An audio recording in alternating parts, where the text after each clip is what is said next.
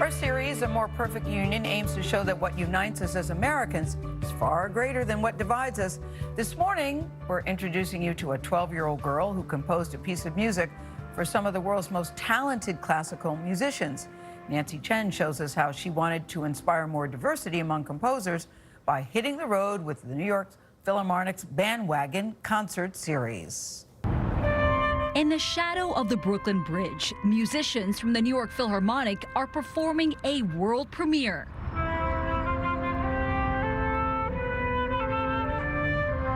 It's an important first for the piece's composer, 12-year-old Grace Moore. While the young composer is still getting used to the spotlight, she and her mother Clara met me at the world-renowned Lincoln Center. For decades, musicians have been coming here to take center stage. What goes into composing a piece of music? Where do you even start? Well, you start by creating, I guess, a catchy bunch of notes. And then you just add on to those notes. Okay, sorry, 1 second. After you repeat, can you play it a little faster? The Brooklyn 7th grader is part of the Philharmonic's Very Young Composers, a program that teaches children how to create music.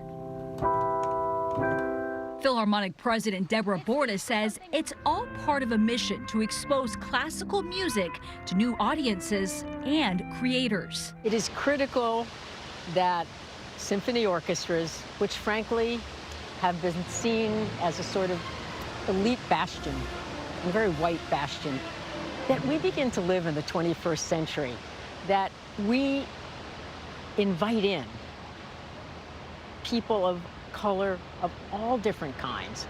And we have the composer here with us, Grace Moore. She was very excited about the fact that she could represent as a black female composer and also such a young person. Well, I guess I could attract more of a different kind of viewer. I haven't really seen many people who look like me on stage. Partnering with Metropolitan Opera star Anthony Roth Costanzo, Philharmonic musicians perform pop-up concerts out of a rented pickup truck. Sometimes there'll be a fire or a garbage truck is blocking where we were going to play. It's New York. It's New York. World-class players used to performing in architecturally stunning and pin-drop quiet symphony halls are instead playing to the soundtrack of the streets of New York, sharing music in neighborhoods all over the city in rain or shine. The surprise concerts have hit a high note with audiences. Everyone listening to live music kind of felt like the community coming together. And for the admittedly shy composer, sharing her music has allowed her to feel heard in more ways than one. Music is universal. It doesn't matter where you are or where you're from or what language you speak. Everyone can understand it. For CBS This Morning, Nancy Chen, New York.